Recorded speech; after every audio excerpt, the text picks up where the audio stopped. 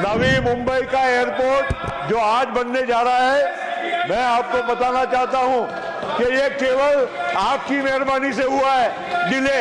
बस ये इनको यही ऐसी टुच्ची बातें करने के अलावा कोई इनको मालूम नहीं है।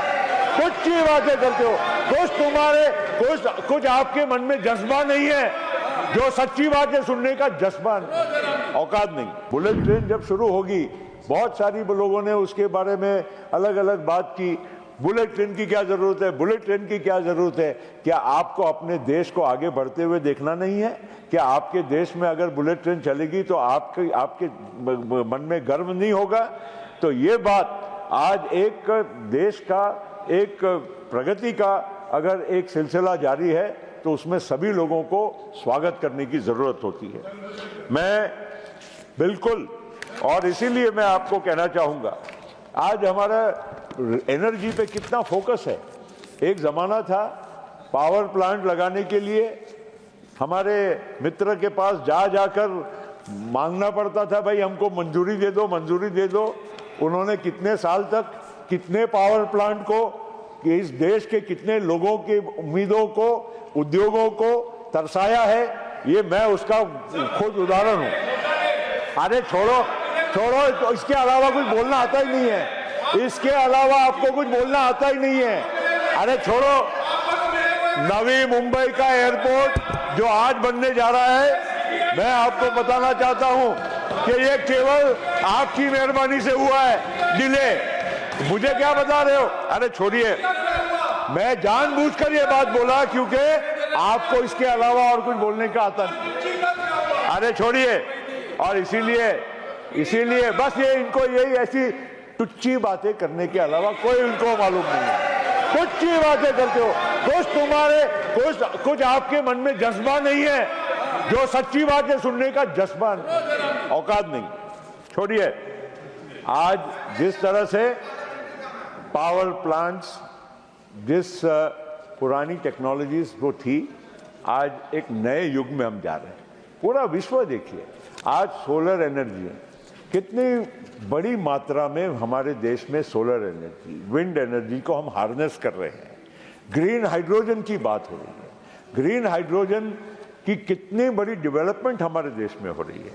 आज इथेनॉल हमारे पेट्रोल में, और आज 20% तक हम लोगों को मिक्सिंग का अब मौका मिला है। और इथेनॉल केवल एक आप फ्यूल के हिसाब से ही मत छोड़िए, आज फार्मर्स को, किसानों को कितनी बड़ी मात्रा में इथेनॉल के वजह से वहां पर उनको एक प्रोडक्टिव फार्मिंग का मौका मिला है। मैं अपने क्षेत्र में मैं देखता हूं ना कि एक जमाने में इथेनॉल के लिए खाली हम शुगर केन की बात करते थे, उसका में से कन्वर्ट करो जूस से। आज मक्के से इथेनॉल बनता है, राइस से इथेनॉल बनता है, ब्रोकन राइस जो हमारा अदरवाइज वेस्ट होता था, उससे आज प्रोडक्टिवली हम इथेनॉल बना रहे हैं। उसका फायदा किसको मिल रहा है? इस देश के किसानों को मिल रहा है। उनको ज्यादा उनकी उपज का दाम मिल रहा है, उनकी प्रोडक्टिविटी के ऊपर उसका असर हो रहा है, पॉजिटिव असर हो रहा है। तो ये सब बातों को कहीं ना कहीं हम लोगों को एक्सेप्ट करना पड़ेगा कि भारत बदल रहा है। और आज अगर आप सोचेंगे कि फूड सिक्योरिटी के मामले में, मैं कह रहा था ना कि रोटी कपड़ा मकान ही एक हमारा मूल मंत्र था, वो जमाना बदल गया। मकान, 4 करोड़ मकान बन चुके हैं, 4 करोड़ मकान अगले 5 साल में बनने वाले हैं। जरा बताइए, विश्व में कोई भी ऐसा देश हो, कितना भी प्रगतिशील हो, इतना कॉम्प्लेक्स प्रॉब्लम को किसने सॉल्व किया और कैसे सॉल्व कर पाए हैं? ये भी हम लोगों को कहीं ना कहीं कबूल करना पड़ेगा, एक्सेप्ट करना पड़ेगा। और इसके साथ साथ आज फूड सिक्योरिटी, 80 करोड़ लोगों को 3 साल से और अगले 5 साल की गारंटी ये मोदी साहब ने दी है कि जिसको किसी को भी आज भूखे पेट इस देश में अब सोना नहीं पड़ेगा। ये बात की खबरदारी ली गई है। मैं थोड़े समय इतना ही कहूंगा कि आज मिडिल क्लास के बारे में, बजट में डायरेक्ट टैक्सेशन में मिडिल क्लास को जिस तरह से पहली बार जो यहां सम्मान दिया गया, क्योंकि आज तक ऐसा ही होता था कि सभी वर्गों को कुछ ना कुछ दे दो लेकिन मिडिल क्लास ऐसा था कि परेशानी से एक और महंगाई की परेशानी होती थी, एक और उनकी बढ़ती हुई एम्बिशन और उनके आकांक्षाओं की बात आती थी, और वो सैंडविच हो जाते थे। उनके लिए ना इधर का रास्ता था ना उधर का रास्ता था, सीमित आय में उनको अपना जीवन गुजारना पड़ता था। आज 1 लाख रुपया महीने की सामान्य इनकम बहुत मिडिल क्लास के लोगों को भी है, और 1 लाख रुपये की इनकम तक आप 80,000 रुपये तक आपको फायदा प्रति सालाना एक मिडिल क्लास फैमिली को हो रहा है। आप सोच सकते हैं कि 80,000 में कितने लोगों की ईएमआई गाड़ी की, घर की या अन्य वस्तुओं की एक साल में वो कर सकते हैं। आज इन्फ्लेशन की बात करते हैं आप लोग, तो ये इन्फ्लेशन के प्रति सामने एक हेज के तौर पर भी ये टैक्सेशन का फायदा हो रहा है।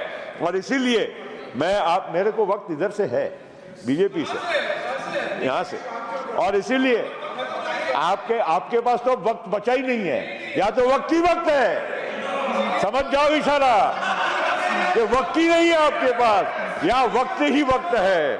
और इसीलिए मैं इतना ही कहूंगा अंत में कि भारत की एक जो सफर है हमारा, ये सुहाना सफर है, और ये सुहाना सफर करने के लिए भी नेतृत्व वैसा ही दमदार और शानदार चाहिए।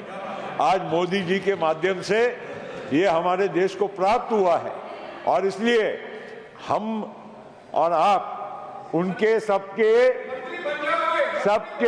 प्रयास में आपका साथ जोड़ दीजिए, तो देश आगे बढ़ेगा, और आपको भी थोड़ी बहुत तसल्ली मिलेगी कि हमने देश के लिए कुछ हमारा भी योगदान रहा है। आपको इतना ही कहते हुए बहुत बहुत धन्यवाद।